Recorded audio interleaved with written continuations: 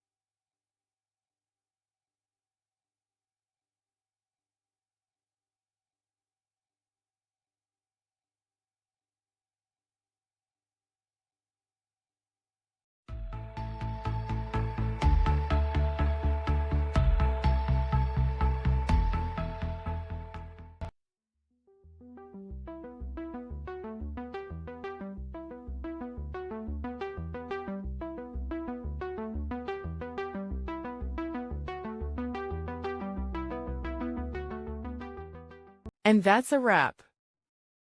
I hope you found the answer you were looking for. If you did, take a second to hit that subscribe button. It really helps out. And let me know in the comments which solution worked best for you.